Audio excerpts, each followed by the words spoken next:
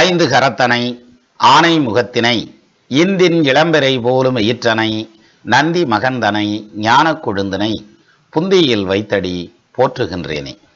அனைவருக்கும் வணக்கம். ஜோதிட சொந்தங்கள் எல்லாருக்கும் பரிவர்த்தனை யோகம் அப்படிங்கிறோம்.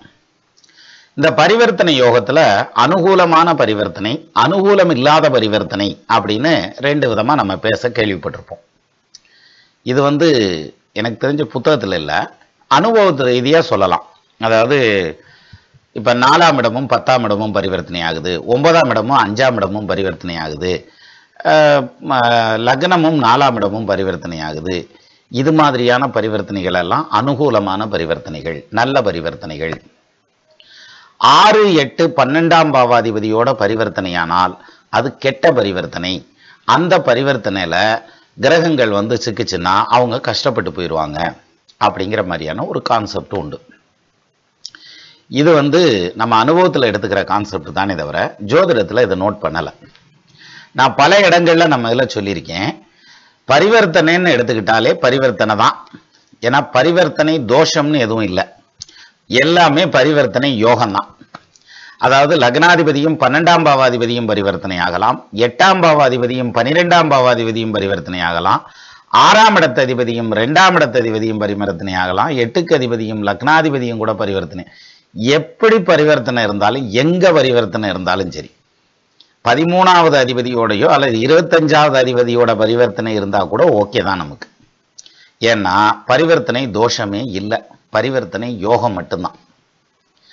அப்போ இந்த பரிவர்த்தனை யோகம் அப்படிங்கிறது எந்த விதத்தில் ஹெல்ப்ஃபுல்லாக இருக்கும் சார்? ஒரே ஒரு பரிவர்த்தனை கிடைச்சிச்சுன்னா 2 கிரகம் அதில் ஆட்சி ஆயிடும்.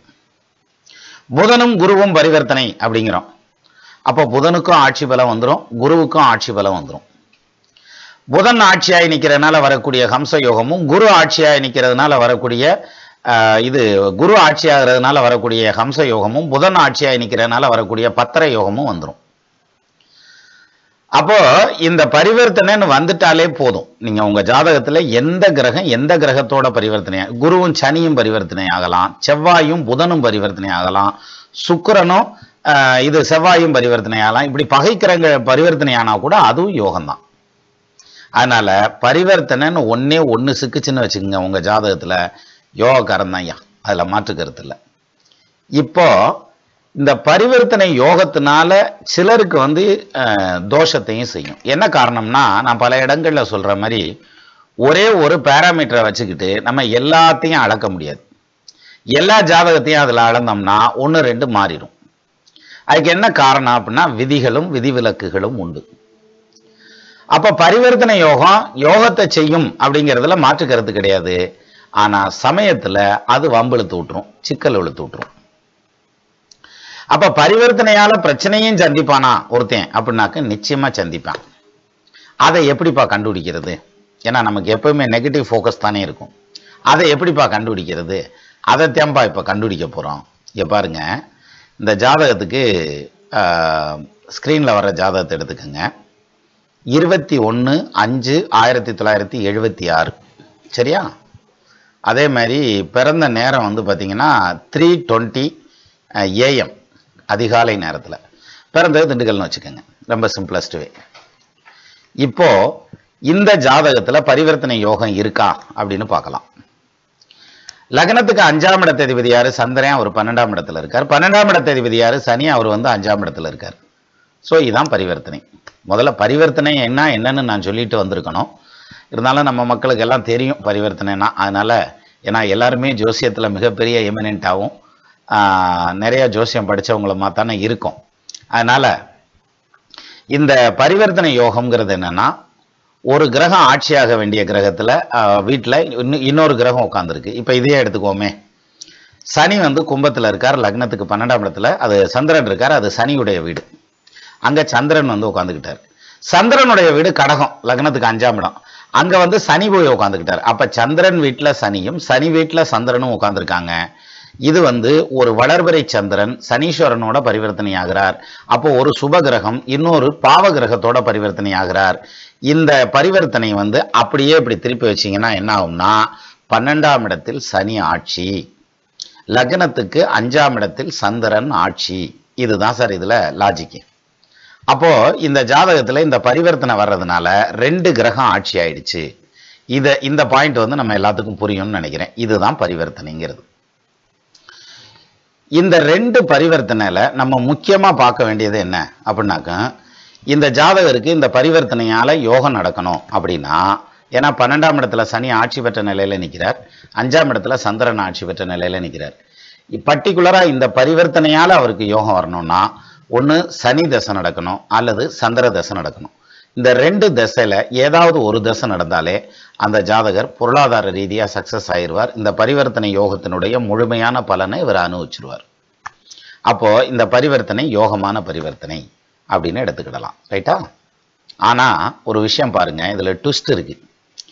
இந்த ஜாதகருக்கு சனி தசை நடக்கிறப்ப இவர் வந்து மிகப்பெரிய லாஸை சந்திக்கிறார், மிகப்பெரிய நஷ்டத்தை சந்திக்கிறார், கோடிக்கணக்கில் நஷ்டமாகுது. தன்னுடைய தொழிலையே மூட வேண்டிய சூழ்நிலை வருது. பல பேர்த்துக்கு வேலை கொடுத்துக்கிட்டு இருந்தவர் அந்த வேலை போயிடுது, நிறைய பேர்த்துக்கு வேலை போச்சு, கடனாளி ஆயிடுறார், கௌரவ குறைச்சல் ஆயிடுது. அப்போ இந்த பரிவர்த்தனை அது என்ன தசை நடக்கல? சனி தசை நடக்கிறப்ப. அப்ப பரிவர்த்தனை யோகம் இருந்தா அது யோகமா தானே செய்யணும். கொஞ்சம் முன்னால நீதான் சொன்ன பரிவர்த்தனை யோகம் தான், பரிவர்த்தனை தோஷம்லாம் கிடையாது. அதனால இந்த பரிவர்த்தனை யோகமான பரிவர்த்தனை அப்படின்னா இந்த ஜாதகர் ஏன் சனி தசையில ஃபெயிலர் ஆனார், ஏன் சனி தசையில தொழில் நின்றுச்சு? அப்போ 5ஆம் இடத்து அதிபதி பரிவர்த்தனை ஆகி 12ஆம் இடத்தோட போய் நிற்கிறதுனாலதான் இந்த ஜாதகத்துக்கு தொழில் வந்து பிரேக் ஆச்சு. அதாவது 12ஆம் இடமும் 5ஆம் இடமும் அனுகூலம் இல்லாத பரிவர்த்தனைகள். காரணம் வந்து இது திரிகோண ஸ்தானம், அது மறைவு ஸ்தானம்.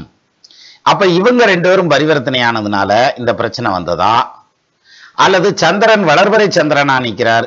இதுல வந்து இந்த பக்கம் வந்தா வளர்வரை சந்திரன், இப்ப தேய்வரை சந்திரன், சந்திரன் நிற்கிறார். அந்த சந்திரனோட சனி பரிவர்த்தனை ஆகிறார். அப்ப ஏற்கனவே சனிக்கும் சந்திரனுக்கும் ஆகாது, அவங்களுக்கு நம்மளுக்கும் வாக்கிய தகராறு. அப்ப அது 2ம் சேர்ந்தும் பரிவர்த்தனை ஆனதுனாலதான் இந்த பிரச்சனை வந்தது. பகை கிரகங்கள் பரிவர்த்தனை ஆனதுனாலதான் இந்த பிரச்சனை வந்துச்சு. ஆல்மோஸ்ட் சந்திரனும் சனியும் ஒன்று சேர்ந்திருக்கிறதா எடுத்துக்கலாம் பரிவர்த்தனையில வர்றதுனால. அப்ப இது புனர்ப்பு தோஷம் மாதிரி வேலை செஞ்சு இவருக்கு பெருத்த நஷ்டத்தை கொடுத்து விட்டது. அப்படி எடுத்துக்கலாமா? இல்ல 5ஆம் இடமான திரிகோணமும் 12ஆம் இடமான மறைவு ஸ்தானமும் பரிவர்த்தனை ஆனதுனால இந்த ஜாதகருக்கு இந்த சனி தசை ஃபெயிலரா போச்சா அப்படின்னு எடுத்துக்கலாமா? அப்படின்னா இது 2மே கிடையாது. சரியா? என்ன காரணம்னா இந்த இடத்துல தான் நம்ம நுணுக்கமா இந்த ஜாதகத்தை பார்க்கணும். இங்க பாருங்க, நீ என்ன சொல்ல போற, சனி வக்ரமா இருக்குன்னு சொல்ல போற, அதனால எல்லாம் மாறி போச்சுங்க போற அப்படின்னாக்க, இங்க பாருங்க சனி வக்ரம் ஆகல. ஸ்கிரீன்ல சனி வக்ரம் ஆகலைங்கிற விஷயம் தெரியுதா? புதன் வக்ரம் ஆயிருக்குது, ஒரே ஒரு கிரகம் தான் வக்ரம், சனி வக்ரம் ஆகல. சனி வக்ரம் ஆகாம அப்ப பரிவர்த்தனை ஆகி நின்று ஆட்சியாகி நிற்கிறான். 12க்கு அதிபதி ஆட்சியாகி நிற்கிறான். அப்போ வந்து யோகத்தை தானே செய்யணும். இவர் எப்படி தோஷத்தை செஞ்சார் அப்படின்னா, இங்க பாருங்க, இந்த இடத்துல தான் நம்ம ஒன்று பார்க்கணும். அதாவது சனி தசை நடக்குது, சனி லக்னத்துக்கு 5ஆம் பாவத்தில் உட்கார்ந்து தான் பரிவர்த்தனை ஆகிறார். இந்த 5ஆம் இடத்துல சனியும் செவ்வாயும் உட்கார்ந்துருக்காங்கிறத இந்த இடத்துல நோட் பண்ணிக்கோங்க. ஆனா இந்த செவ்வாய் வந்து நீசம் பெற்ற நிலையில நிற்கிறார். ஆக்சுவல் நீசம் ஆயுதுன்னா கிடையாது. என்ன காரணம்? அங்கதான் சந்திரன் வந்து ஆட்சி ஆயிடுவார்ல பரிவர்த்தனையில். அப்ப நீசன் என்ற ராசிநாதன் ஆட்சி உச்சமாகவே நீச்சபங்க ராஜயோகம். சோ ராஜயோகத்துக்கான அமைப்பு வந்துருது இல்ல.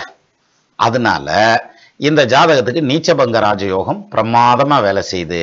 சோ இங்க செவ்வாய் நீசம் கிடையாது, செவ்வாயினால இந்த ஜாதகன் அடிபடல. சரி, அடுத்த பாயிண்ட்டுக்கு வாங்க. சனி செவ்வாய் சேர்ந்திருக்குது.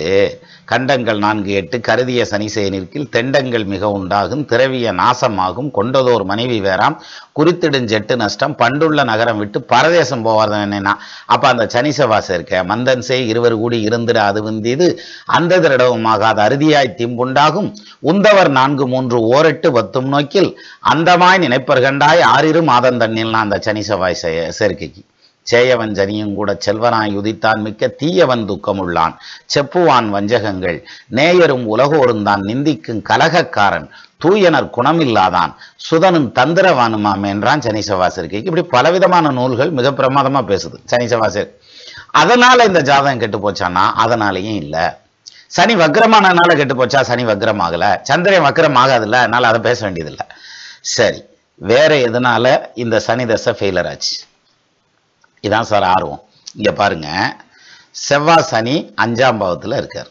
சரி, செவ்வாய் யாரு சாரன்னு பாருங்க, பூச நட்சத்திரம் 2வது கால். சனி யாரு சாரன்னு பாருங்க, அதே பூச நட்சத்திரம் 1வது கால்.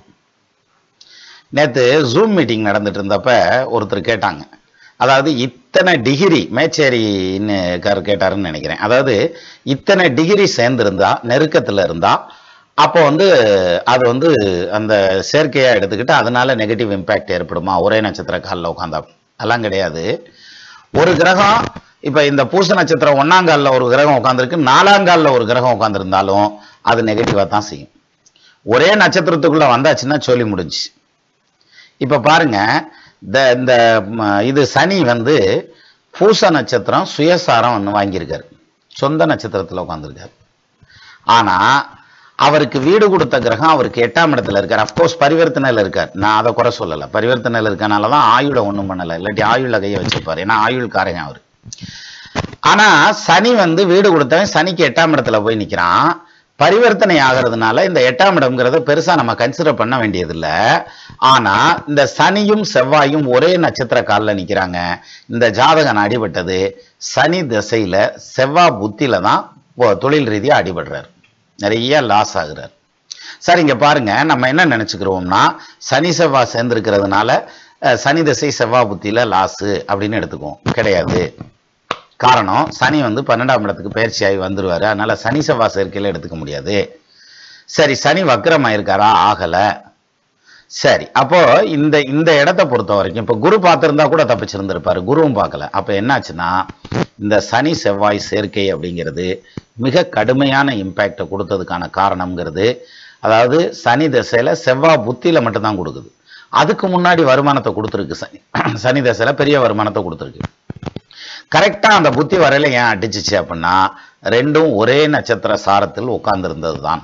அப்போ ஒரு ஜாதகம் வாழ்க்கையில ஜெயிக்கணும் அப்படின்னா இந்த காம்பினேஷன் இருந்தா மட்டும் பத்தாது, அவங்க திசை நடந்தா மட்டும் பத்தாது, அவர் உட்கார்ந்துருக்க நட்சத்திர சாரம் ஒழுங்கா இல்லைன்னா வண்டியை மொத்தமா கொடை தூக்கி விட்டு போயிடும். அப்படிங்கிறதுக்கு இந்த ஜாதகம் ஒரு உதாரண ஜாதகம்.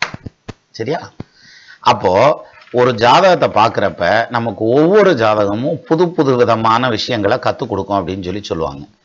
நான் நம்ம ஒரே நட்சத்திரத்தில் உட்கார்ந்துருக்கக்கூடிய தசாநாதனும் புத்திநாதனும் கண்டிப்பாக உரண்டு எழுத்து விடுவாங்கங்கிறத நம்ம பல இடங்கள்ல பல வீடியோக்களில் பல எடுத்துக்காட்டுகளோட பார்த்துருக்கோம், நம்ம சேனல்லே இருக்கலாம். அதில் இதுவும் ஒன்று. ஸோ ஒரே நட்சத்திர சாரத்தில் வந்ததுங்கிறதுனால மட்டுமே இந்த ஜாதகர் மிகப்பெரிய லாஸை சந்திச்சார் அப்படிங்கிறதான் இதில் ஃபேக்டான விஷயம். மீண்டும் நம்ம இன்னொரு வீடியோவில் சந்திக்கலாம். நமது நண்பர்கள் ஆல்போல் தழைதழைத்து அருகது போல் வேரூன்றி மூங்கில் போல் கிளைகிளைத்து முதியாமல் வாழ்ந்திருக்க வாழ்கவென வாழ்த்தி அமைகிறேன். வணக்கம்.